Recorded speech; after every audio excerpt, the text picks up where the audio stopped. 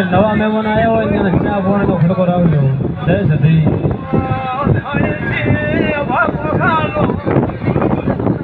વાહ લોણિયા સર